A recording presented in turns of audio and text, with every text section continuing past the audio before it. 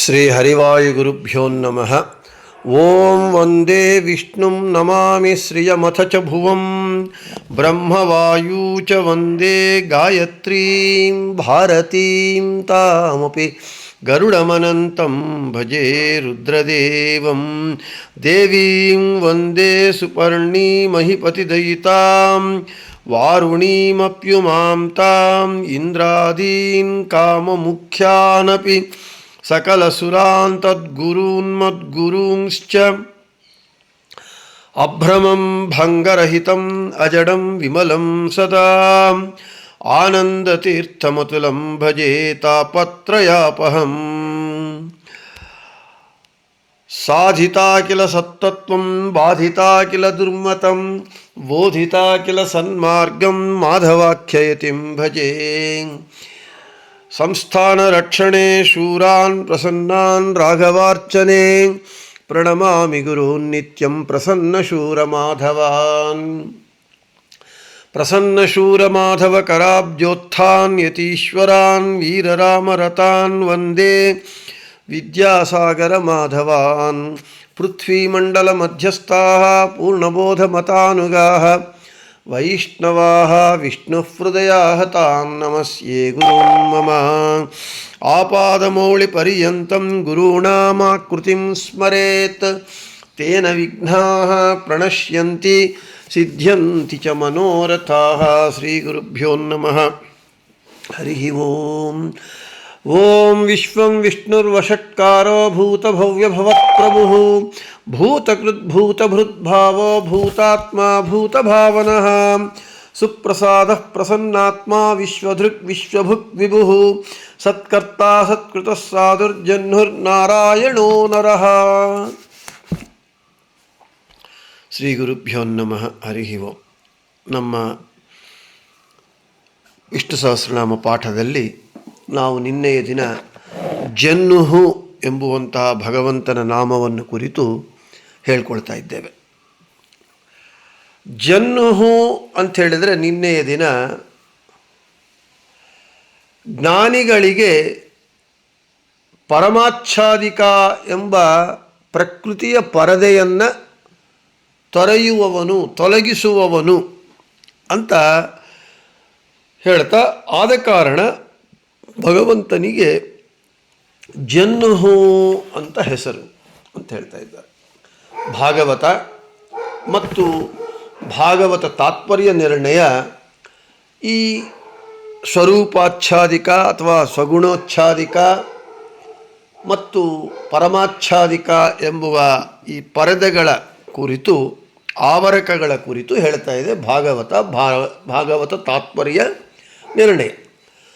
ಉದಗಾತ್ ಪುಮಾನ್ ಅನುಗೀತ ಗುಣಾಂಶ್ಚ ಜುಷನ್ ಭಜತಿ ಸ್ವರೂಪತಾಂ ತದನು ತ್ವಮುತ ಜಹಾಸಿ ಜಿಹಾಸಿ ತಾಂ ಅಹಿರಿವ ತ್ವಚಂ ಪರಮಾತ್ತಭಗಾಂ ಅಂತ ಭಾಗವತ ಹೇಳಿದರೆ, ಆಚಾರ್ಯರು ಭಾಗವತ ತಾತ್ಪರ್ಯ ನಿರ್ಣಯದಲ್ಲಿ ಶ್ರುತಿಷು ತವಾನುಗೀತಾನ್ ಗುಣಾನ್ ಜುಷನ್ ಪುಮಾನುದಗಾದಸ್ಮಾತ್ ಸಂಸಾರಾತ್ ತವ ಸ್ವರೂಪತಾಂಚ ಭಜತಿ ತದನು ಗುಣಸ್ಮರಣಮನು ಗುಣಾಂಶ್ಚ ಜುಷನ್ನಿತಿ ಚ ಶಬ್ದಃ ಕರ್ಮಾಣಿ ಚೇತ್ಯಸ್ಮಿನ್ನರ್ಥೇ ಯಚ್ಚಾಯಂ ಪುಮಾನಾತ್ತಭಗಾಂ ತ್ವಯಾ ಅಪಹೃತಭಗಾಂ ಪ್ರಾತಿಸ್ವಿಕಾಂ ಪೂರ್ವೋಕ್ತಾಂ ದ್ವಿವಿಧಾಂ ಕಷ್ಟಾಂ ಪ್ರಕೃತಿಂ ಜಹಾತಿ ಹಂತಿ ಚ ತದಪಿ ತ್ವಮೇವ ಜಹಾಸಿ ಜಿಹಾಸಿ ಚ. ಮತ್ತು ಭಾಗವತ್ ತಾತ್ಪರ್ಯ ನಿರ್ಣಯ ಇನ್ನು ಹೇಳ್ತಾ ಇದೆ, ಸ್ವಾತಂತ್ರ್ಯಾತ್ ಪ್ರಕೃತಿ ತ್ಯಾಗಕರ್ತ ನಾರಾಯಣ ಪರಃ ಯದಪ್ಯೇಷ ಜೀವ ಸಂಸ್ಥಾ ಹಂತಾ ಚ ಭಗವಾನ್ ಪ್ರಭು. ಗರುಡ ಪುರಾಣದಲ್ಲಿರುವ ಪ್ರಮಾಣವನ್ನು ಆಚಾರ್ಯರು ಭಾಗವತ ತಾತ್ಪರ್ಯ ನಿರ್ಣಯದಲ್ಲಿ ಉಲ್ಲೇಖ ಮಾಡ್ತಾ ಇದ್ದಾರೆ. ಇನ್ನು ಈ ಪ್ರಮಾಣ ಏನು ಹೇಳ್ತಾ ಇದೆ ಅಂತ ಹೇಳಿದರೆ, ಸಂಸಾರಾವಸ್ಥೆಯಲ್ಲಿ ಜೀವನಿಗೆ ಸ್ವರೂಪಾಚ್ಛಾದಿಕ ಎಂಬ ಒಂದು ಪ್ರಕೃತಿಯಿಂದ ಆವರಿಸಲ್ಪಟ್ಟ ಒಂದು ಆವರಕ ಇರುತ್ತೆ. ಅದಲ್ಲದೆ ಪರಮಾಚ್ಛಾದಿಕ ಎಂಬ ಪ್ರಕೃತಿಯ ಒಂದು ಆವರಣ ಇರುತ್ತೆ. ಇವೆರಡು ಏನು ಮಾಡುತ್ತೆ, ಭಗವಂತನನ್ನು ಕಾಣಿಸದೆ, ಜೀವನಿಗೆ ಭಗವಂತ ಕಾಣಿಸದೆ ಮಾಡುತ್ತೆ. ಅವು ತೊಲಗಬೇಕು. ಅವು ಹೋದಾಗ ಮಾತ್ರ ಭಗವಂತನ ದರ್ಶನ ನಮಗೆ ಆಗುತ್ತೆ. ಆದ ಕಾರಣ ಈ ಸ್ವರೂಪಾಚ್ಛಾದಿಕ ಅಥವಾ ಸ್ವಗುಣೋಚ್ಛಾದಿಕ ಮತ್ತು ಪರಮಾಚ್ಛಾದಿಕ ಎಂಬುವಂತಹ ಈ ಆವರಕಗಳು ನಮಗೆ ತೊಲಗಿ ನಮ್ಮ ಭಗವಂತನ ದರ್ಶನ ಆಗಬೇಕು ಅಂತ ಹೇಳಿದರೆ ನಾವು ಏನು ಮಾಡಬೇಕು? ಶ್ರುತಿ ಪ್ರತಿಪಾದಿತವಾದಂತಹ ಶ್ರುತಿಗಳಲ್ಲಿ, ವೇದಗಳಲ್ಲಿ ಹೇಳಲ್ಪಟ್ಟಿರುವಂತಹ ಭಗವಂತನ ಗುಣಗಾನವನ್ನು ಮಾಡಬೇಕು. ಭಗವಂತನ ಗುಣಗಳನ್ನು, ಅವನ ಕರ್ಮಗಳನ್ನು, ಅವನ ರೂಪಗಳನ್ನು ಉಪಾಸನೆ ಮಾಡಿದರೆ ಈ ಜೀವಾತ್ಮ ಸಂಸಾರವನ್ನು ದಾಟುತ್ತಾನೆ, ಸಂಸಾರ ತರಣ ಆಗತ್ತೆ. ಯಾವಾಗ ಜೀವನು ಭಕ್ತಿಯಿಂದ ಭಗವಂತನ ಗುಣಗಳನ್ನು ಗಾನ ಮಾಡ್ತಾನೋ ಆಗ ಭಗವಂತನೇ ಏನು ಮಾಡ್ತಾನೆ, ಆ ಸ್ವರೂಪೋಚ್ಛಾದಿಕ ಎಂಬ ಪ್ರಕೃತಿಯ ಆವರಕವನ್ನು ನಾಶ ಮಾಡ್ತಾನೆ. ಹಾಗೆ ಪರಮಾಚ್ಛಾದಿಕ ಎಂಬುವ ಈ ಎರಡು ಪರದೆಗಳನ್ನು, ಆವರಕಗಳನ್ನು ಭಗವಂತ ನಾಶ ಮಾಡ್ತಾನೆ. ಯಾಕೆ? ಜೀವನಿಗೆ ಆಗುವುದಿಲ್ವಾ? ಇವನು ಭಗವಂತನ ಗುಣಗಾನ ಮಾಡಿದರೂ ಕೂಡ ಆ ಎರಡು ತನ್ನನ್ನು ಆವರಿಸಿಕೊಂಡಿರುವ ಆ ಎರಡು ಆವರಕಗಳು ಹೋಗೋದಿಲ್ಲವಾ ಅಂದರೆ ಹೋಗೋದಿಲ್ಲ. ಯಾಕೆ ಅಂತ ಹೇಳಿದರೆ ಇವನು ಅಸ್ವತಂತ್ರನು, ಭಗವಂತನು ಸ್ವತಂತ್ರನು. ಅದೇ ಸ್ವಾತಂತ್ರ್ಯಾತ್ ಪ್ರಕೃತಿ ತ್ಯಾಗಕರ್ತ ನಾರಾಯಣ ಪರಃ. ಭಗವಂತ ಸರ್ವತಂತ್ರ ಸ್ವತಂತ್ರನಾದ ಕಾರಣ ಈ ಎರಡು ವಿಧ ಪ್ರಕೃತಿಯ ಆವರಕಗಳು ಜೀವಾತ್ಮನಿಗೆ ಜ್ಞಾನ ಪ್ರತಿಬಂಧಕವಾಗಿರುತ್ತೆ. ಆದ ಕಾರಣ ಭಗವಂತ ಏನು ಮಾಡ್ತಾನೆ, ತನ್ನ ಭಕ್ತನಾದವನು ತನ್ನ ಗುಣಗಳನ್ನು ಗಾನ ಮಾಡಿದಾಗ ಆ ಸ್ವಗುಣೋಚ್ಛಾದಿಕ ಪ್ರಕೃತಿಯ ಪರದೆಯನ್ನು, ಪರಮಾಚ್ಛಾದಿಕ ಎಂಬ ಪ್ರಕೃತಿಯ ಪರದೆಯನ್ನು ಭಗವಂತನೇ ನಾಶ ಮಾಡ್ತಾನೆ. ಆಗ ಜೀವನಿಗೆ ಭಗವಂತನ ದರ್ಶನವಾಗತ್ತೆ ಎಂದು ಭಾಗವತ ತಾತ್ಪರ್ಯ ನಿರ್ಣಯ, ಗರುಡ ಪುರಾಣದಲ್ಲಿ ಇರುವ ಪ್ರಮಾಣಗಳ ಸಾರಾಂಶ. ಹೀಗೆ ಜೀವನಿಗೆ ಭಗವಂತನ ದರ್ಶನವಾಗದೇ ಇರುವಂತಹ ಸ್ವರೂಪೋಚ್ಛಾದಿಕ, ಪರಮಾಚ್ಛಾದಿಕ ಎಂಬ ಆವರಕಗಳನ್ನು ಭಗವಂತ ತೊಲಗಿಸುತ್ತಾನೆ, ತೊರೆಯುತ್ತಾನೆ, ಹೋಗುವಂತೆ ಮಾಡ್ತಾನೆ. ಆದ ಕಾರಣ ಭಗವಂತನಿಗೆ ಜನ್ಹು ಅಂತ ಹೆಸರು. ಇನ್ನು ಭಗವಂತನು ಜಾತಂ ವಸ್ತು ನಿಹ್ನುತೆ ನಿರಾಕರೋತಿ ಸಂಹರತೀತಿ ಜನ್ಹು. ಜನಾನ್ ಸಂಹಾರ ಸಮಯೇ ಅಪಹ್ನುತೆ ಅಪನಯತೀತಿ ಜನ್ಹು. ಸೃಷ್ಟಿಕಾಲದಲ್ಲಿ ಏನೇನು ವಸ್ತುಗಳನ್ನೆಲ್ಲ ಸೃಷ್ಟಿ ಮಾಡ್ತಾನೆ ಭಗವಂತ, ಸಂಹಾರ ಕಾಲದಲ್ಲಿ ಅವುಗಳನ್ನೆಲ್ಲ ಸಂಹಾರ ಮಾಡ್ತಾನೆ. ಸಂಹಾರ ಕಾಲದಲ್ಲಿ ಜನರನ್ನು ಸಂಹಾರ ಮಾಡ್ತಾನೆ ಅಂತ ಈ ಎರಡು ಪ್ರಮಾಣಗಳ ತಾತ್ಪರ್ಯ. ಆದ ಕಾರಣ ಭಗವಂತನಿಗೆ ಜನ್ಹು ಅಂತ ಹೆಸರು. ಭಗವದ್ಗೀತೆಯಲ್ಲಿ ಭಗವಂತ ಹೇಳ್ತಾನೆ, ಜಾತಸ್ಯ ಹಿ ಧ್ರುವೋ ಮೃತ್ಯು ಜನ್ಮ ಮೃತಸ್ಯ ಚ. ಹುಟ್ಟಿದವನು ಸಾಯಲೇಬೇಕು, ಸತ್ತವನು ಹುಟ್ಟಲೇಬೇಕು. ಆದರೆ ಹುಟ್ಟುವವನು ಸಾಯಬೇಕು, ಸತ್ತವನು ಹುಟ್ಟಬೇಕು ಅಂತ ಹೇಳಿದರೆ ಜೀವನು ತಾನಾಗಿ ತಾನು ಹುಟ್ಟುವುದಿಲ್ಲ, ತಾನಾಗಿ ತಾನು ಸಾಯುವುದಿಲ್ಲ. ಯಾಕೆ? ಅವನು ಅಸ್ವತಂತ್ರ ವರ್ಗಕ್ಕೆ ಸೇರಿದವನಾದ ಕಾರಣ ಹುಟ್ಟುವವನು ಸಾಯುವುದಕ್ಕೂ, ಸಾಯುವವನು ಹುಟ್ಟುವುದಕ್ಕೂ ಕಾರಣಭೂತನು, ಕರ್ತನು, ಎಲ್ಲಕ್ಕೂ ಕಾರಣಭೂತನಾದವನು ಯಾರು? ಭಗವಂತ. ಆದ ಕಾರಣ ತಾನು ಸೃಷ್ಟಿಕಾಲದಲ್ಲಿ ಸೃಷ್ಟಿ ಮಾಡಿದ ವಸ್ತುಗಳನ್ನೆಲ್ಲ ತಾನೇ ಸಂಹಾರ ಮಾಡ್ತಾನೆ. ಸಂಹಾರ ಕಾಲದಲ್ಲಿ ಜನರನ್ನೆಲ್ಲವನ್ನೂ ಸಂಹಾರ ಮಾಡ್ತಾನೆ. ಆದ ಕಾರಣ ಭಗವಂತನಿಗೆ ಜನ್ಹು. ಸೃಷ್ಟಿ ಸ್ಥಿತಿ ಲಯಕರ್ತರು ಯಾರು ಅಂತ ಹೇಳಿದರೆ ನಮಗೆ ತಿಳಿದಂತೆ ನಾವೇನು ಮಾಡ್ತೀವಿ, ಚತುರ್ಮುಖ ಸೃಷ್ಟಿ, ಬ್ರಹ್ಮ ಸೃಷ್ಟಿಕರ್ತ, ವಿಷ್ಣು ಸ್ಥಿತಿಕರ್ತ, ರುದ್ರದೇವರು ಲಯಕರ್ತ ಅಂತ ಹೇಳ್ತಾರೆ. ಆದರೆ ಭಗವಂತನೇ ಸೃಷ್ಟಿ ಸ್ಥಿತಿ ಲಯಕಾರಕನಾಗಿದ್ದಾನೆ. ಬ್ರಹ್ಮ ರುದ್ರರಲ್ಲಿ ಕೂಡ ತಾನೇ ತದಾಕಾರನಾಗಿ ತನ್ನಾಮಕನಾಗಿ ತದ್ವಾಚ್ಯನಾಗಿ ತದಂತರ್ಯಾಮಿಯಾಗಿ ತದ್ಭಿನ್ನನಾಗಿ ಇದ್ದು ತಾನೇ ಮೂರು ರೂಪಗಳಿಂದ ಬ್ರಹ್ಮ ವಿಷ್ಣು ರುದ್ರ ರೂಪದಿಂದ ಆ ಶಬ್ದವಾಚ್ಯನಾಗಿ ಸೃಷ್ಟಿ ಸ್ಥಿತಿ ಸಂಹಾರ ಕಾರ್ಯಗಳನ್ನು ಮಾಡ್ತಾನೆ. ಆದ ಕಾರಣ ಭಗವಂತನಿಗೆ ಜನ್ನುಹು ಅಂತ ಹೆಸರು. ಇನ್ನು ಜನಂ ಹುಂಕರೋತೀತಿ ಜನ್ನುಹು, ಜನರನ್ನು ತಮ್ಮ ತಮ್ಮ ಕರ್ತವ್ಯದಲ್ಲಿ ತೊಡಗುವಂತೆ ಆಜ್ಞಾಪಿಸುವವನು. ಯಾರು ಅವರವರ ಕರ್ಮಗಳು ಅವರವರು ಮಾಡಬೇಕು ಅಂತ ಹೇಳಿದರೆ ಭಗವಂತ ಅವರನ್ನು ಆಯಾ ಕರ್ಮಗಳಲ್ಲಿ ತೊಡಗಿಸಿದರೆ ಮಾತ್ರ ಇವರು ಕರ್ಮಗಳು ಮಾಡ್ತಾರೆ, ಇಲ್ಲದ್ರೆ ಮಾಡಲಿಕ್ಕೆ ಸಾಧ್ಯವಾಗುವುದಿಲ್ಲ. ನಮಗೆ ಶ್ರುತಿ ಸ್ಮೃತಿರ್ ಹರೇರಾಜ್ಞಾ ಅಂತ ಹೇಳ್ತಾರೆ. ಶ್ರುತಿ ಅಂದರೆ ವೇದಗಳು, ಸ್ಮೃತಿ ಅಂದರೆ ಪುರಾಣಗಳು. ಇವುಗಳಲ್ಲಿ ಹೇಳಿರುವಂಥದ್ದೆಲ್ಲವೂ ಕೂಡ ಭಗವಂತನ ಆಜ್ಞೆಗಳು. ಅಂದರೆ ನಮಗೆ 10 ಕಮ್ಯಾಂಡ್ಮೆಂಟ್ಸ್ ಇದ್ದಾಗೆ ನಮಗೆ ಇವೆಲ್ಲವೂ ಕೂಡ ಶ್ರುತಿ ಸ್ಮೃತಿಗಳಲ್ಲಿ ಹೇಳಿರುವಂಥದ್ದೆಲ್ಲವೂ ಕೂಡ ಕಮ್ಯಾಂಡ್ಮೆಂಟ್ಸ್ ಅಂದರೆ ಭಗವಂತನ ಆಜ್ಞೆಗಳು.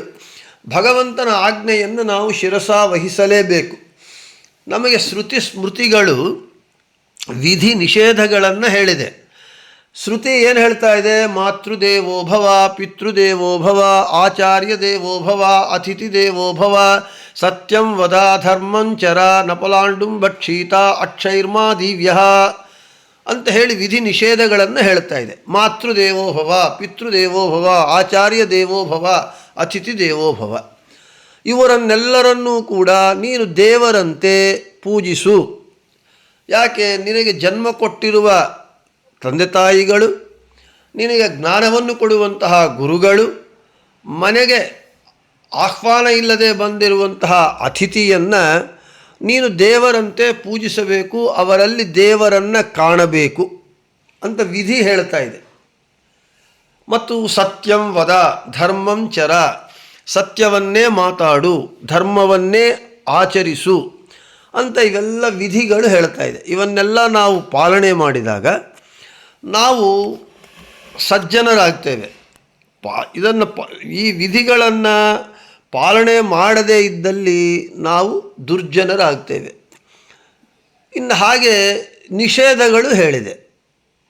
ಅಕ್ಷೈರ್ಮಾ ದಿವ್ಯ, ಜೂಜು ಆಡಬೇಡ, ಮತ್ತು ನಪಲಾಂಡುಂ ಭಕ್ಷೀತ, ನಿಷಿದ್ಧ ಪದಾರ್ಥವಾದಂತಹ ಕೆಂಪುಗಡ್ಡೆಯನ್ನು ತಿನ್ನಬೇಡ, ನಿಷಿದ್ಧ ಪದಾರ್ಥಗಳನ್ನು ತಿನ್ನಬೇಡ ಅಂತೆಲ್ಲ ಹೇಳ್ತಾ ಇದೆ.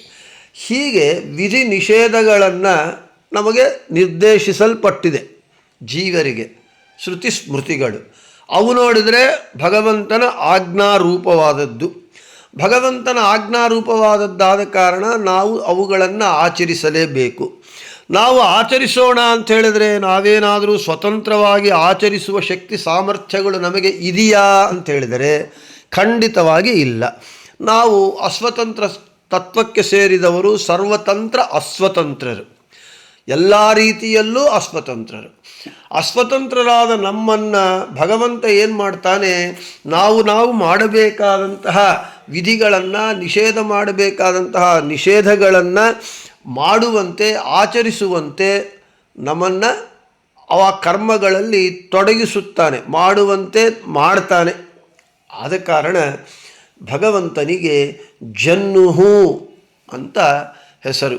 ಒಟ್ಟಾರೆ ನಾನು ಎಷ್ಟೋ ಬಾರಿ ಹೇಳಿದಂತೆ ಭಗವಂತನ ಪ್ರತಿಯೊಂದು ನಾಮವು ವಿಷ್ಣು ಸಹಸ್ರನಾಮ ಅಂತ ಹೇಳ್ತಾ ಇದ್ದೇವೆ. ಸಹಸ್ರನಾಮ ಅಂತ ಹೇಳಿದರೆ 999 + 1 = 1000 ಆರ್ 1001 - 1 = 1000 ಅಂತಲ್ಲ ಅರ್ಥ. ಸಹಸ್ರ ಶಬ್ದ ಅನಂತವಾಚಿ, ಅಂದರೆ ಸಹಸ್ರ ಅಂದರೆ ಅನಂತ ಅಂತ ಅರ್ಥ. ಭಗವಂತನಿಗೆ ಅನಂತಾನಂತ ನಾಮಗಳು, ಅನಂತಾನಂತ ರೂಪಗಳು, ಅನಂತಾನಂತ ಗುಣಗಳು, ಅವನ ಕ್ರಿಯೆಗಳು, ಕರ್ಮಗಳು ಅನಂತಾನಂತವಾದದ್ದು. ಆ ಭಗವಂತನ ಅನಂತಾನಂತ ಗುಣಗಳಾಗಲಿ ನಾಮಗಳಾಗಲಿ ನಾವು ಉಪಾಸನೆ ಮಾಡಲಿಕ್ಕೆ ನಮಗೆ ಸಾಧ್ಯವಾಗುವುದಿಲ್ಲ. ಆದ ಕಾರಣ 1000ಕ್ಕೆ ಮಾತ್ರ ಸೀಮಿತ ಮಾಡಿಕೊಂಡಿದ್ದೆ. ಸಹಸ್ರ ಶಬ್ದೋ ಅನಂತವಾಚಿ ಅಂತ ಹೇಳಿದಂತೆ ಸಹಸ್ರ ಅಂದರೆ ಅನಂತ ಅಂತ ಹೇಳಿ 1000 ಹೆಸರುಗಳನ್ನು ಇಟ್ಕೊಂಡು ನಾವು ಆಯಾ ಹೆಸರುಗಳ ಅರ್ಥಗಳನ್ನು ತಿಳ್ಕೊಳ್ತಾ ಇದ್ದೇವೆ. ತಿಳ್ಕೊಳ್ತಾ ಇರೋದ್ರಿಂದ ನಮಗೇನಾಗ್ತಾ ಇದೆ, ಈ ಒಂದೊಂದು ನಾಮವು ಪ್ರತಿಯೊಂದು ನಾಮವೂ ಕೂಡ ವಿಶ್ವಂ ವಿಷ್ಣುರ್ವಷಟ್ಕಾರೋ ಮೊದಲುಕೊಂಡು ವಿಶ್ವಶಬ್ದದಿಂದ ಸರ್ವಪ್ರಹರಣಾಯುಧಾಯ ನಮಃ ಅಲ್ಲಿಯವರೆಗೂ ಪ್ರತಿಯೊಂದು ನಾಮವು ಭಗವತ್ ತತ್ವವನ್ನು, ಶಾಸ್ತ್ರಗಳಲ್ಲಿ ಹೇಳಿದ ಭಗವಂತನ ವಿಷಯಗಳನ್ನು, ಪ್ರಮೇಯ ವಿಷಯಗಳನ್ನು ನಮಗೆ ಪ್ರತಿಯೊಂದು ನಾಮವೂ ತಿಳಿಸಿಕೊಡ್ತಾ ಇದೆ. ಅದಲ್ಲದೆ ಭಗವಂತ ಸರ್ವಶಬ್ದ ವಾಚ್ಯನಾಗಿದ್ದಾನೆ. ನಾವು ಎಷ್ಟೋ ಬಾರಿ ಹೇಳಿಕೊಂಡಂತೆ ಲೌಕಿಕ ವೈದಿಕ ಭೇದ ಭಿನ್ನ ವರ್ಣಾತ್ಮಕ ಧ್ವನ್ಯಾತ್ಮಕ ಅಶೇಷ ಶಬ್ದಾರ್ಥ ಋಗಾದಿ ಸರ್ವವೇದಾರ್ಥ ವಿಷ್ಣು ಮಂತ್ರಾರ್ಥ ಅಂತ ಹೇಳಿ ಸಕಲವೂ ಭಗವಂತನನ್ನೇ ಹೇಳುತ್ತೆ.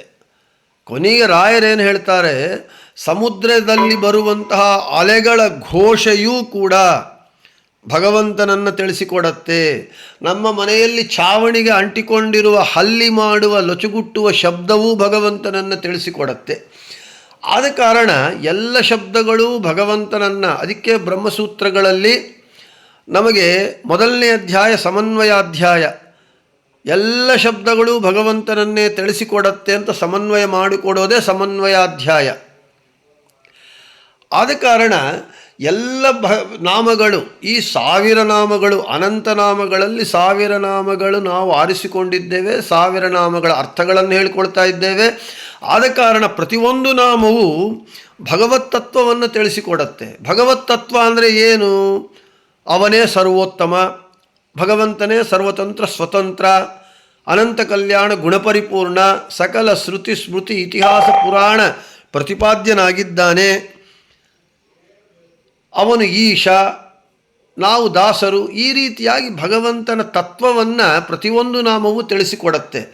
ಆದ ಕಾರಣವೇ ವಿದ್ಯಾಮಾನ್ಯ ತೀರ್ಥರ ಟಿಪ್ಪಣಿಯ ಒಂದು ಬೆಳಕಿನಲ್ಲಿ ಈ ಗ್ರಂಥವನ್ನೇನು ಬರೆದಿದ್ದಾರೆ, ಅದಕ್ಕೆ ಒಂದೊಂದು ಹೆಸರಿಗೂ ಅವರು ಪ್ರಮಾಣಗಳನ್ನು ಅಡಿಟಿಪ್ಪಣಿಯಲ್ಲಿ ಫುಟ್ನೋಟ್ಸ್ಗಳ ಕೊಟ್ಟಿದ್ದಾರೆ.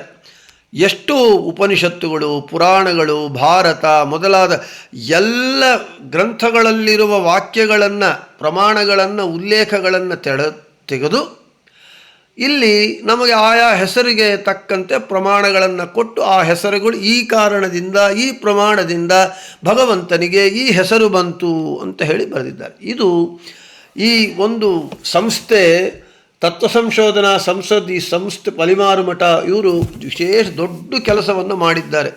ಜಿಜ್ಞಾಸುಗಳಿಗೆ ವಿಷ್ಣು ಸಹಸ್ರನಾಮದ ಒಂದು ಮಹತ್ವವನ್ನು, ಅದರಲ್ಲಿರುವ ಭಗವತ್ ತತ್ವವನ್ನು, ದ್ವೈತ ತತ್ವವನ್ನು ತಿಳಿದುಕೊಳ್ಳುವುದಕ್ಕೆ ವಿಶೇಷವಾದ ಅತಿ ಶ್ರಮಪಟ್ಟು ಅನೇಕ ವಿದ್ವಾಂಸರು ಶ್ರಮಪಟ್ಟು ಮಾಡಿಕೊಟ್ಟಿರುವಂತಹ ಗ್ರಂಥ. ಅದನ್ನು ನಾವಿಟ್ಕೊಂಡು ಹೇಳ್ಕೊಳ್ತಾ ಇದ್ದೇವೆ. ಅವರಿಗೆ ನಾವು ಕೃತಜ್ಞತೆಗಳನ್ನು ಬಾರಿ ಬಾರಿಗೆ ಸಲ್ಲಿಸಬೇಕು. ಎರಡನೇದು, ಹೀಗೆ ಪ್ರತಿಯೊಂದು ನಾಮವು ಭಗವಂತನನ್ನೇ ತಿಳಿಸಿಕೊಡ್ತಾ ಇದೆ, ಭಗವಂತನ ತತ್ವವನ್ನು ತಿಳಿಸಿಕೊಡ್ತಾ ಇದೆ. ಇಲ್ಲಿ ಏನು, ಜನರನ್ನು ತಮ್ಮ ತಮ್ಮ ಕರ್ತವ್ಯಗಳಲ್ಲಿ ತೊಡಗುವಂತೆ ಮಾಡುವವನಾದ ಕಾರಣ ಭಗವಂತನಿಗೆ ಜನ್ಹು ಅಂತ ಹೆಸರು ಅಂತ ಬಂದು. ಯಾಕೆ ಅಂದರೆ ಶ್ರುತಿ ಹೇಳ್ತಾ ಇದೆ, ತೇನ ವಿನಾ ತೃಣಮಪಿ ನ ಚಲತಿ, ಭಗವಂತನ ಪ್ರಮೇಯವಿಲ್ಲದೆ ಹುಲ್ಲು ಕಡ್ಡಿಯೂ ಅಲ್ಲಾಡುವುದಿಲ್ಲ, ಶೂನ್ಯಾಜ್ಞಲೇನಿಧಿ ಚೀಮೈನ ಕುಟ್ಟದು ಅಂತ ತೆಲುಗೊಳಗೆ ಗಾದೆ.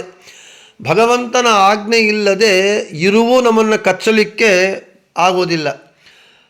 ನಮಗೆ ಎಷ್ಟೋ ಸಲ ನೋಡಿರ್ತೇವೆ, ನಮ್ಮ ಮೈ ಮೇಲೆ ಹಾವು ಹರಿದು ಹೋದರೂ ಹಾವು ನಮ್ಮನ್ನು ಕಚ್ಚೋದಿಲ್ಲ. ನಾವು ಸುಮ್ಮನೆ ಕೂತಿದ್ದರೂ ಈ ಇರುವೆ ಎಲ್ಲಿಂದೋ ಬಂದು ಕಚ್ಚತ್ತೆ. ಆದ ಕಾರಣ ಒಂದು ಇರುವೆ ನಮ್ಮನ್ನು ಕಚ್ಚಬೇಕು ಅಂತ ಹೇಳಿದರೂ ಭಗವಂತನ ಆ ಇರುವಿನಲ್ಲಿ ಇದ್ದು ಅದಕ್ಕೆ ಪ್ರೇರಣೆ ಕೊಟ್ಟು ಅದು ಕಚ್ಚುವಂತೆ ಮಾಡ್ತಾನೆ. ಹಾಗೆ ಆ ಕಚ್ಚಿದಾಗ ನಮಗೆ ನೋವಾಗುವುದು, ಆ ನೋವಿನ ಅನುಭವ ನಮಗೆ ಬರೋದಕ್ಕೂ ಭಗವಂತನೇ ಕಾರಣ. ಈ ರೀತಿಯಾಗಿ ಜಗತ್ತಿನಲ್ಲಿರುವ ಅನಂತಾನಂತ ಜೀವರಾಶಿಗಳು ಅವರು ತಮ್ಮ ತಮ್ಮ ಕಾರ್ಯಗಳಲ್ಲಿ ತೊಡಗುವಂತೆ ಮಾಡ್ತಾನೆ. ಆದ ಕಾರಣ ಜನ್ಹು ಅಂತ ಹೇಳಿದರೆ ಭಗವಂತನ ಸರ್ವೋತ್ತಮತ್ವ, ಭಗವಂತನ ಸರ್ವ ಸಾಮರ್ಥ್ಯ, ಭಗವಂತನ ಅಘಟನಾಘಟನ ಶಕ್ತಿ ಸಾಮರ್ಥ್ಯ ಇವೆಲ್ಲವೂ ಕೂಡ ಪ್ರಕಟವಾಗ್ತಾ ಇದೆ. ಎಲ್ಲ ನಾಮಗಳು ಅವುಗಳನ್ನೇ ಹೇಳ್ತಾ ಇದೆ. ನಾನಾ ರೀತಿಯಲ್ಲಿ ಅದೇ ಸ್ವಾರಸ್ಯ.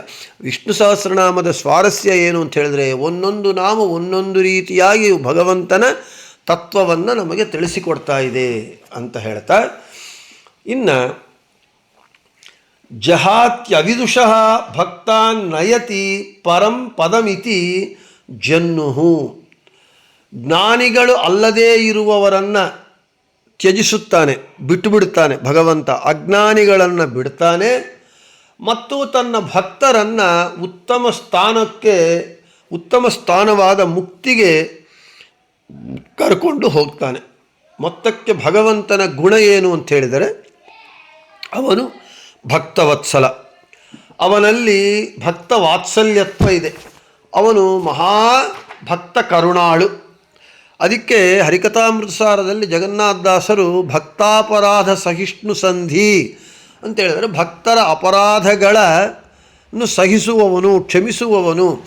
ಭಕ್ತರ ಅಪರಾಧಗಳನ್ನು ಕ್ಷಮಿಸುವುದರಲ್ಲಿ ಭಗವಂತನಷ್ಟು ಕ್ಷಮಾ ಉಳ್ಳವರು ಯಾರೂ ಇಲ್ಲ, ಕಾರುಣ್ಯ ಇರುವವರು ಯಾರೂ ಇಲ್ಲ.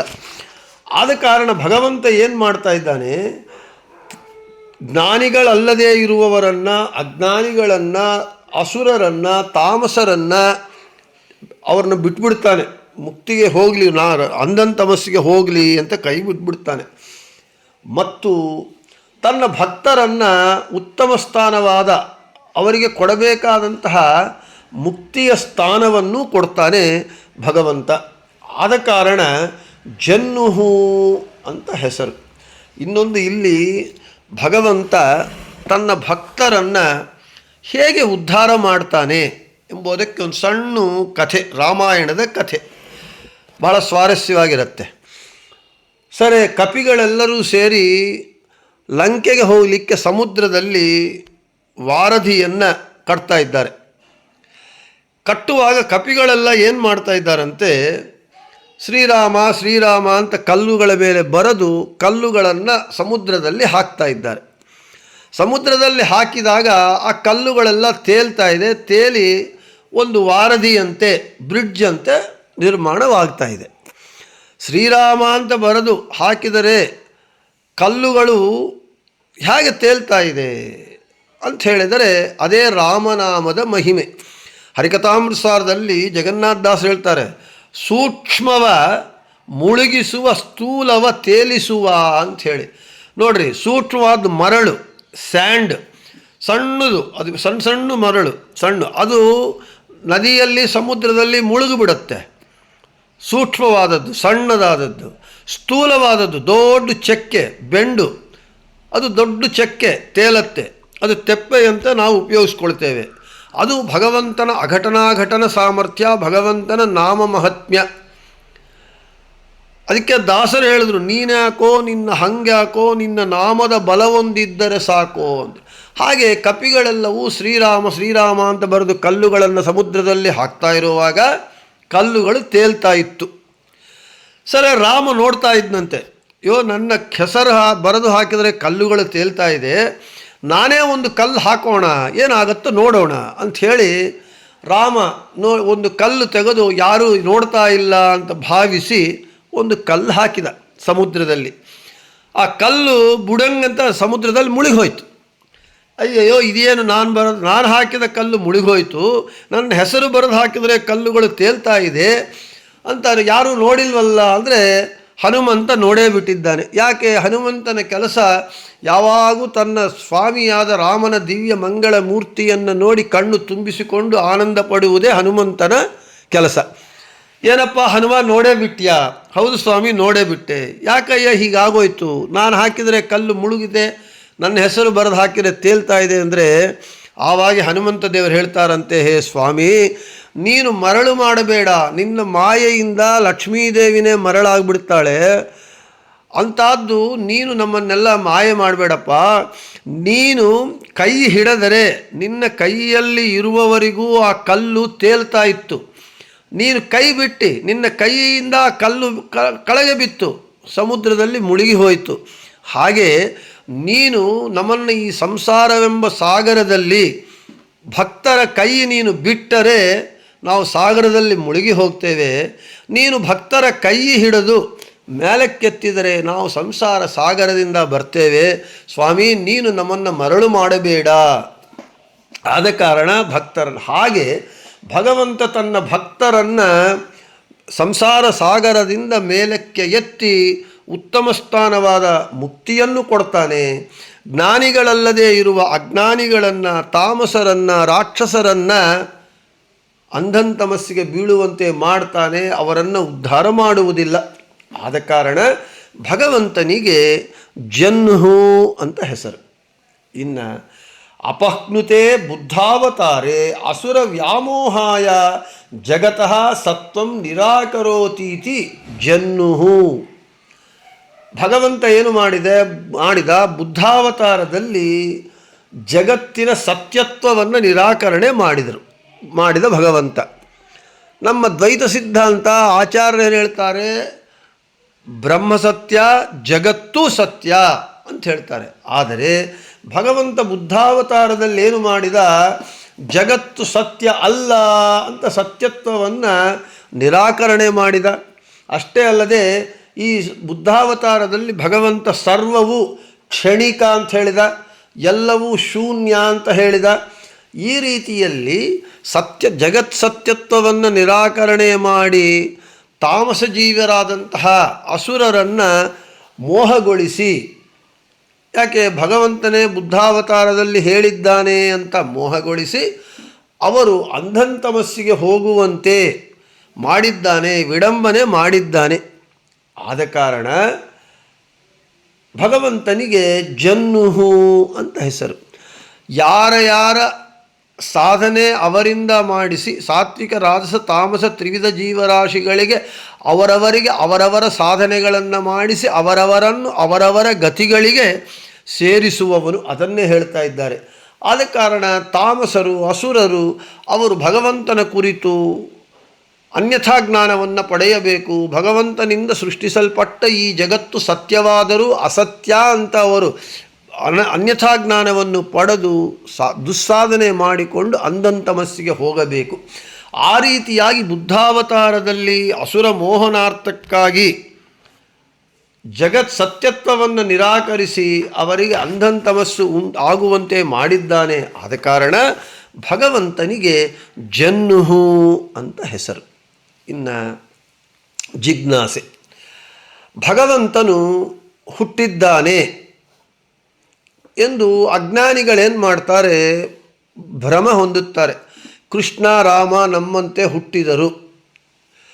ಆದ ಕಾರಣ ಅವರಿಗೆ ಮೋಹವನ್ನು ಉಂಟು ಮಾಡುವುದಕ್ಕಾಗಿ ಭಗವಂತ ಏನು ಮಾಡ್ತಾನೆ, ಅವರನ್ನು ಮೋಹಗೊಳಿಸ್ತಾನೆ. ಕೃಷ್ಣ ತನ್ನ ದೇಹವನ್ನು ಬಿಟ್ಟು ಹೋದ, ಆದ ಕಾರಣ ಕೃಷ್ಣ ಭಗವಂತನಲ್ಲ. ಈ ರೀತಿಯಾಗಿ ಅವರಿಗೆ ಮೋಹವನ್ನು ಉಂಟು ಮಾಡಲಿಕ್ಕಾಗಿ ವಿಡಂಬನೆ ಮಾಡ್ತಾನೆ. ಆದರೆ ಅವುಗಳನ್ನು ತಳ್ಕೊಂಡು ಮುಕ್ತಿಯೋಗ್ಯ ಜೀವರು ಕೂಡ ಮೋಹಕ್ಕೆ ಉಂಟಾಗಿ ಮುಕ್ತಿಗೆ ಹೋಗಬೇಕಾದವರು ನರಕಕ್ಕೆ ಹೋಗುವಂತಹ ಪ್ರಸಂಗ ಬರುತ್ತಲ್ವಾ ಅಂತ ಹೇಳಿದರೆ ಹೌದು. ಭಗವಂತ ಆ ರೀತಿ ವಿಡಂಬನೆ ಮಾಡುವುದು ಕೇವಲ ಅಸುರ ಮೋಹನಾರ್ಥಕ್ಕಾಗಿ, ತಾಮಸ ಜೀವರಿಗೆ ಅನ್ಯಥಾಜ್ಞಾನ ಬರುವುದಕ್ಕಾಗಿ. ಮೋಕ್ಷವು ಚತುರ್ವಿಧ ಪುರುಷಾರ್ಥಗಳಲ್ಲಿ ದೊಡ್ಡದು. ಧರ್ಮ, ಅರ್ಥ, ಕಾಮ, ಮೋಕ್ಷ. ಮೋಕ್ಷ ಮಹಾಪುರುಷಾರ್ಥವಾಗಿದೆ. ಅದು ಸುಲಭವಾಗಿ ಬರಬಾರದು. ನಮಗೆ ಬಂಗಾರ ಬೇಕು ಅಂತ ಹೇಳಿದ್ರೆ ಅಷ್ಟು ಸುಲಭವಾಗಿ ಬರಲ್ಲ. ಬಂಗಾರ 10 ಗ್ರಾಮು ₹1,00,000 ಮೇಲಿದೆ. ಬಂಗಾರ ಕೊಂಡ್ಕೋಬೇಕು ಅಂದರೆ ಭಾಳ ಕಷ್ಟಪಟ್ಟು ದುಡ್ಡು ಸಂಪಾದನೆ ಮಾಡಿ ಹಣವನ್ನು ಕೂಡಿಟ್ಟು ಒಂದು 10 ಗ್ರಾಮ್ ಕೊಂಡ್ಕೋಬೇಕು ಅಂದರೆ ಭಾಳ ಕಷ್ಟ. ಹಾಗೆ ಈ ಒಂದು ಪ್ರಾಕೃತಿಕವಾದಂತಹ ಒಂದು ಲೋಹವೇ ಅಷ್ಟು ವ್ಯಾಲ್ಯುಬಲ್ ಆದರೆ, ಚತುರ್ವಿಧ ಪುರುಷಾರ್ಥಗಳಲ್ಲಿ ಮೋಕ್ಷ ಎಂಬುದು ಮಹಾಪುರುಷಾರ್ಥ. ಅದು ನಾವು ಪಡೆಯಬೇಕು ಭಕ್ತರು ಅಂತ ಹೇಳಿದರೆ ಸುಲಭವಾಗಿ ಬರೋದಿಲ್ಲ. ಅದು ಕಷ್ಟಪಡಬೇಕು, ಬಹು ಕಷ್ಟ ಸಾಧ್ಯ. ಅದಕ್ಕಾಗಿ ಭಗವಂತ ಈ ರೀತಿ ಮೋಹಕ ಜ್ಞಾನವನ್ನು ಉಂಟು ಮಾಡಿದರೂ ಕೂಡ ಅದು ಕೇವಲ ತಾಮಸ ಜೀವರಾಶಿಗಳಿಗೆ ಹೊರತು ಸಾತ್ವಿಕ ಜೀವರಾಶಿಗಳಿಗಲ್ಲ. ಅದಕ್ಕೆ ಸಾತ್ವಿಕ ಜೀವರಾಶಿಗಳೇನು ಮಾಡಬೇಕು? ಅಧ್ಯಾಪನ ಮಾಡಿ ಗುರುಗಳಿಂದ ಅಧ್ಯಯನ ಮಾಡಬೇಕು, ತಾವು ಅಧ್ಯಾಪನ ಪಾಠ ಹೇಳಬೇಕು, ಸದಾ ಆಚಾರ್ಯರ ಶಾಸ್ತ್ರವನ್ನು ಗುರುಗಳಿಂದ ಜ್ಞಾನವನ್ನು ಸಂಪಾದನೆ ಮಾಡ್ಕೋಬೇಕು. ಮಾಡಿಕೊಂಡು ಸಾಧನೆ ಮಾಡಿದಾಗ ಭಗವಂತನ ಗುಣಗಾನವನ್ನು ಮಾಡಿ ಸರ್ವಕಾಲ ಸರ್ವಾವಸ್ಥೆಗಳಲ್ಲಿ ಸದಾ ಭಗವಂತನನ್ನು ಸ್ಮರಿಸುತ್ತಾ ಗಾನ ಮಾಡುತ್ತಾ ಧ್ಯಾನಿಸುತ್ತಾ ಇದ್ದಾಗ ಆಗ ಭಗವಂತ ಏನು ಮಾಡ್ತಾನೆ, ಅಂತಹ ಮೋಹಕ ಜ್ಞಾನ ಸಾತ್ವಿಕರಿಗೆ ಬರದೆ ಮಾಡಿ ಅವರಿಗೆ ತನ್ನ ಯಥಾರ್ಥವಾದ ಜ್ಞಾನವನ್ನು ಕೊಟ್ಟು ಅವರನ್ನು ಉದ್ಧಾರ ಮಾಡ್ತಾನೆ. ಆದ ಕಾರಣ ಅದು ತಾಮಸ ಜೀವರಿಗೆ ಅಸುರ ಮೋಹನಾರ್ಥಕ್ಕಾಗಿಯೇ ಹೊರತು ನಾವು ಸಾತ್ವಿಕರಾದು ಯಾರು ಸಾತ್ವಿಕರಿದ್ದಾರೆ, ಭಗವಂತನ ಯಥಾರ್ಥ ಜ್ಞಾನ ಬೇಕು ಅಂತ ಯಾರು ಅಪೇಕ್ಷೆ ಪಡ್ತಾರೆ ಅವರು ಆಚಾರ್ಯರ ಮಾರ್ಗವನ್ನು ಮಧ್ವಾಚಾರ್ಯರ ಮಾರ್ಗವನ್ನು ಹಿಡಿದು ಆಚಾರ್ಯರು ಹೇಳಿರುವಂತಹ ವಿಷಯಗಳನ್ನು ತಿಳ್ಕೊಂಡು ಭಗವಂತನ ಕುರಿತು ಯಥಾರ್ಥ ಜ್ಞಾನವನ್ನು ಪಡೆದು ಸಾಧನೆಯಿಂದ ಮೋಕ್ಷವನ್ನು ಪಡೆಯಬೇಕು ಅಂತ ಹೇಳ್ತಾ ಇದ್ದಾರೆ. ಆದರೆ ಭಗವಂತ ದುರ್ಲಭ, ಭಗವಂತನನ್ನು ಕಾಣುವುದು ಮಹಾ ಕಷ್ಟ, ಸಾಧನೆ ಆಗಬೇಕು. ಸಾಧನೆ ಆಗಿ ನಾವು ಅವನ ಅನುಗ್ರಹದಿಂದ ಮೋಕ್ಷವನ್ನು ಪಡೆಯಬೇಕು. ಆದರೆ ಜಗನ್ನಾಥದಾಸರು ಹರಿದಾಸರೆಲ್ಲರೂ ಕೂಡ ಹೇಳ್ತಾ ಇದ್ದಾರೆ, ಸುಲಭನೋ ಹರಿ. ಇದೇ ಹರಿಕಥಾಮೃತಸಾರದಲ್ಲಿ ಜಗನ್ನಾಥದಾಸರು ಹೇಳ್ತಾರೆ, ಮಲಗಿ ಪರಮಾದರದಿ ಪಾಡಲು ಕುಳಿತು ಕೇಳುವ ಕುಳಿತು ಪಾಡಲು ನಿಲುವ ನಿಂತರೆ ನಲಿವ ನಲಿದರೆ ಒಲಿವ ನಿಮಗೆಂಬ ಸುಲಭನು ಹರಿ ಸುಲಭನು ತನ್ನವರನು ಅರಗಳಿಗೆ ಬಿಟ್ಟಗಲನು ರಮಾಧವನ ಒಲಿಸಲರಿಯದೆ ಪಾಮರರು ಬಳಲುವರು ಭವದೊಳಗೆ. ಸುಲಭನೋ ಹರಿ ಸುಲಭನು. ಪಾಮರರು ಇದನ್ನು ತಿಳ್ಕೊಳ್ತಾ ಇಲ್ಲ, ತಿಳಿದುಕೊಳ್ಳದೆ ಈ ಭವಸಾಗರದಲ್ಲಿ ಬಿದ್ದು ಒದ್ದಾಡ್ತಾ ಇದ್ದಾರೆ ಅಂತ ಜಗನ್ನಾಥದಾಸರು ಹೇಳ್ತಾರೆ. ಎಷ್ಟು ಸುಲಭ? ಮಲಗಿ ಪರಮಾದರದಿ ಪಾಡಲು ಕುಳಿತು ಕೇಳುವ. ನಾವು ಮಲಕ್ಕೊಂಡು ಭಕ್ತಿಯಿಂದ ಹಾಡಿದರೆ ಕೂತ್ಕೊಂಡು ಕೇಳ್ತಾನಂತೆ, ನಾವು ಕೂತ್ಕೊಂಡು ಹಾಡಿದರೆ ನಿಂತ್ಕೊಂಡು ಕೇಳ್ತಾನೆ, ನಾವು ನಿಂತ್ಕೊಂಡು ಹಾಡಿದರೆ ನರ್ತನ ಮಾಡ್ತಾ ಕೇಳ್ತಾನೆ, ನಾವು ನರ್ತನೆ ಮಾಡ್ತಾ ಹಾಡಿದರೆ ಅವನು ಒಲಿತಾನೆ. ಒಲಿಯುವನು ಹರಿ, ಸುಲಭನು ಹರಿ. ತನ್ನವರನ್ನು ಅರಗಳಿಗೆ ಬಿಟ್ಟಗಲನು.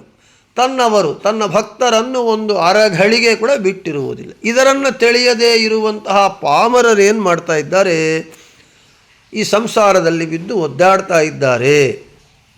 ಆದರೆ ನಾವು ಮಲಕ್ಕೊಂಡೇ ಕೇಳೋಣ ಪಾಠ, ನಾನು ಮಲಕ್ಕೊಂಡು ಪಾಠ ಮಾಡ್ತೀನಿ, ನೀವು ಮಲಕ್ಕೊಂಡು ಪಾಠ ಕೇಳಿ, ಅವನು ಸುಲಭ. ನಾವು ಮಲಕ್ಕೊಂಡು ಆಡಿದ್ರೆ ಕೂತ್ಕೊಂಡು ಕೇಳ್ತಾನೆ ಅಂತ ಹೇಳಿದರೆ ಇದು ಯಾರಿಗೆ ಅಂತ ಹೇಳಿದರೆ, ಯಾರಿಗಾದರೆ ಆರೋಗ್ಯವಿಲ್ಲವೋ, ಕೂತ್ಕೊಂಡು ಕೇಳಲಿಕ್ಕಾಗಲ್ಲವೋ, ಸೊಂಟ ಮುರಿದು ಹೋಗಿದೆಯೋ, ಬೆಡ್ ರಿಡನ್ ಆಗಿದ್ದಾರೋ ಅವರು ಮಲಕ್ಕೊಂಡು ಭಕ್ತಿಯಿಂದ ಕೇಳಿದರೆ ಅವನು ಕೂತ್ಕೊಂಡು ಕೇಳ್ತಾನೆ. ಇಲ್ಲಿ ಅಂಥವರಿಗೆ, ಅಶಕ್ತರಿಗೆ ಮಾತ್ರ, ಶಕ್ತಿ ಇದ್ದು ಸೋಮಾರಿತನದಿಂದ ನಾನು ಭಗವಂತನಲ್ಲಿ ಹೀಗೆ ಮಾಡ್ತೇನೆ ಹಾಗೆ ಮಾಡ್ತೇನೆ ಅಂಥವರಿಗಲ್ಲ. ಯಾರಿಗಾದರೆ ಅಶಕ್ತರಾಗಿರ್ತಾರೆ, ನಿಜವಾದ ಭಕ್ತಿ ಇರುತ್ತೆ. ಭೀಷ್ಮಾಚಾರ್ಯರು ಮಲಕ್ಕೊಂಡೇ ಅವರು ಎಷ್ಟು ದಿನ ಅಂಪಶಯ್ಯದ ಮೇಲೆ ಮಲಗಿದ್ರು. ಹಾಗೆ ಭಕ್ತಿ ಪ್ರಧಾನ. ಭಕ್ತಿ ಇದ್ದಾಗ ಮಹಾತ್ಮಜ್ಞಾನಪೂರ್ವಕವಾದ ಸುದೃಢವಾದ ಸರ್ವತೋಧಿಕವಾದ ಭಕ್ತಿಯಿಂದ ಭಗವಂತನನ್ನು ಗುಣಗಾನ ಮಾಡಿದಾಗ ಅಂತಹ ಮಹಾಭಕ್ತರಿಗೆ ಸುಲಭನೋ ಹರಿಸುಲಭನು. ಎಂಥ ಮಹಾಭಕ್ತರು? ರಾಯರು, ವ್ಯಾಸರಾಜರು, ವಾದಿರಾಜರು, ಶ್ರೀಪಾದರಾಜರು, ಜಯತೀರ್ಥರು, ಪದ್ಮನಾಭ ನರಹರಿ ಮಾಧವ ಅಕ್ಷೋಭ್ಯತೀರ್ಥರು, ಮಧ್ವಾಚಾರ್ಯರು, ಇಂತಹ ಮಹಾಭಕ್ತರಿಗೆ ಸುಲಭನು. ನಮ್ಮಂತಹ ಅಲ್ಪಭಕ್ತರಿಗೆ ಅವನು ಸುಲಭನಲ್ಲ, ಅವನು ದುರ್ಲಭ. ನಾವೇನು ಮಾಡಬೇಕು? ಕಷ್ಟಪಟ್ಟು ಸಾಧನೆ ಮಾಡಿ ಅವನಲ್ಲಿ ಭಕ್ತಿಯನ್ನು ಇಟ್ಟು ಹರಿಸರ್ವೋತ್ತಮ ವಾಯುಜೀವೋತ್ತಮತ್ವ ತತ್ವವನ್ನು ತಿಳ್ಕೊಂಡು ಜ್ಞಾನಾನುಸಂಧಾನ ಪೂರ್ವಕವಾಗಿ ಎಷ್ಟೋ ಕೋಟಿ ಕೋಟಿ ಜನ್ಮಗಳನ್ನು ತಾಳಿ ಸಾಧನೆ ಮಾಡಿಕೊಂಡಾಗ ನಮಗೂ ಅವನು ಸುಲಭನಾಗ್ತಾನೆ, ಅಲ್ಲಿಯವರೆಗೂ ದುರ್ಲಭನಾಗ್ತಾನೆ. ಮಹಾಭಕ್ತರಿಗೆ ಸುಲಭ, ಅಲ್ಪಭಕ್ತರಿಗೆ ದುರ್ಲಭ. ಆದರೆ ಸಿಗುವುದಿಲ್ಲ ಅಂತಲ್ಲ, ಕಷ್ಟ ಸಾಧ್ಯ, ಕಷ್ಟಪಡಬೇಕು. ಕಷ್ಟಪಡದೇ ಇರುವಂಥದ್ದು ಯಾವುದು ಸುಖ ಬರೋದಿಲ್ಲ. ಕಷ್ಟಪಟ್ಟು ನಾವು ಅಡಿಗೆ ಮಾಡಿಕೊಂಡ್ರೆ ಒಳ್ಳೆಯ ರುಚಿಯಾಗಿ ಊಟ ಮಾಡ್ತೇವೆ. ಕಷ್ಟಪಡದೆ ನಾವು ಇನ್ಸ್ಟಂಟ್ ಫುಡ್ಡುಗಳನ್ನು ಸ್ವಿಗ್ಗಿ ಜೊಮ್ಯಾಟೊ ಅದು ಇದು ಅಂತ ಆರ್ಡ್ರ್ ಮಾಡ್ಕೊಂಡು ತಂದರೆ ಏನಾಗುತ್ತೆ, ಅದರಿಂದ ರೋಗಗಳು ಬರುತ್ತೆ. Gastric trouble, sugar, B P, cholesterol, thyroid ಇವೆಲ್ಲ ಬರುತ್ತೆ. ಆದ ಕಾರಣ ಕಷ್ಟದಿಂದ ಸುಖ. ಹಾಗೆ ಭಗವಂತನನ್ನು ನಾವು ಕಷ್ಟವನ್ನದೇ ಭಕ್ತಿಯನ್ನು ಇಷ್ಟವಾಗಿ ಮಾಡಿದಾಗ, ಆ ಭಕ್ತಿ ಎಂಬುದರನ್ನೇ ಕಷ್ಟದಿಂದಲ್ಲದೆ ಇಷ್ಟದಿಂದ ಮಾಡಿದಾಗ ನಮಗೂ ಆಚಾರ್ಯರಿಗೆ, ರಾಯರಿಗೆ, ವ್ಯಾಸರಾಜರಿಗೆ, ಶ್ರೀಪಾದರಾಜರಿಗೆ ಸುಲಭನು ಆದಂತೆ ನಮಗೂ ಅವನು ಸುಲಭನಾಗ್ತಾನೆ. ಆದ ಕಾರಣ ಈ ಸುಲಭ ದುರ್ಲಭ ಎಂಬ ವಿರುದ್ಧ ಧರ್ಮಗಳು ಭಗವಂತನಲ್ಲಿ ಕೂಡತ್ತೆ. ಅವನು ಸರ್ವಸಮರ್ಥನಾಗಿದ್ದಾನೆ ಅಂತ ಹೇಳ್ತಾ, ಇನ್ನು ಬೃಹತಿ ಸಹಸ್ರದ ಪ್ರಕಾರ ಓಂ ಜಹ್ನವೇ ನಮಃ, ಓಂ ಸ ವನ್ನಿಭಿರ್ರುಕ್ಮಭಿರ್ಗೋಷು ಶಶ್ವನ್ ಮಿತಗ್ನುಭಿಃ ಪುರುಕೃತ್ವಾ ಜಿಗಾಯ ಪುರಃ ಪುರೋಹ ಸಖಿಭಿಃ ಸಖೀಯನ್ ದೃಳ್ಘಾಃ. ಪುರುಕೃತ್ವ ಬಹು ಕರ್ಮಕಾರಿಯಾದ ಸಹ ಆ ಇಂದ್ರನು ವನ್ನಿಭಿಃ ಯಜ್ಞ ನಿರ್ವಹಣೆ ಹೊತ್ತಂತಹ ರುಕ್ಮಭಿಃ ಋತ್ವಿಕರಿಂದ ಶಾಶ್ವತು ಎಂದೆಂದು ಯಾವಾಗಲೂ ಮಿತಗ್ನುಭಿಃ ದೃಢ ಆಸನ ಹೊಂದಿದ ಅಂಗಿರಾದಿ ಋಷಿಗಳಿಂದ ಗೋಷು ಗೋವುಗಳಾಗಿ ಜಿಗಾಯ ಅಸುರರನ್ನು ಗೆದ್ದಿ ಪುರೋಹ ಶತ್ರುಗಳ ಪಟ್ಟಣನ್ನು ಪುಡಿ ಮಾಡಿರುವಂತಹ ಇಂದ್ರನು ಸಖಿಭಿಹಿ ಮಿತ್ರರೆನಿಸಿದಂತಹ ಋಷಿಗಳಿಂದ ಸಖೀಯನ್ ಮಿತ್ರತ್ವವನ್ನು ಬಯಸುತ್ತಾ ದೃಳ್ಹ ದೃಢವನ್ನಾಗಿ ಮಾಡುತ್ತಾ ಪುರಃ ಅಸುರರ ಪಟ್ಟಣವನ್ನು ಜಿಗಾಯ ಗೆದ್ದನು. ಇನ್ನು ತಾತ್ಪರ್ಯ ನೋಡಿದಾಗ ವಿಷಯ ಅರ್ಥವಾಗುತ್ತೆ. ಇಂದ್ರನು ಮಾಡಿರುವ ಕರ್ಮಗಳು ಎಷ್ಟೋ ಮಾಡಿದ್ದಾನೆ. ಅಂದರೆ ಇಂದ್ರನಾಮಕ ಭಗವಂತ ಅನಂತಾನಂತ ಕರ್ಮಗಳನ್ನು ಮಾಡಿದ್ದಾನೆ.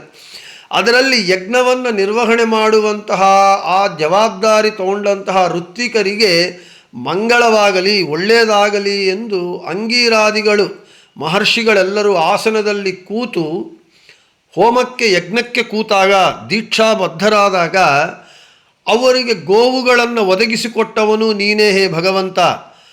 ಆ ಋಷಿಗಳ ಯಜ್ಞಕ್ಕೆ ಅಡ್ಡಿಯಾಗಿ ನಿಂತಿರುವಂತಹ ಅಸುರರ ಅಸುಗಳನ್ನು ನೀಗಿಸಿದವನು, ಅಸುರರ ಪ್ರಾಣಗಳನ್ನು ತೆಗೆದವನು ರಾಮನಾಗಿ, ತಾಟಕಿ ಸಂಹಾರ ಇವೆಲ್ಲ ಮೊದಲನ್ನು ಮಾಡಿದವನು ನೀನೇ.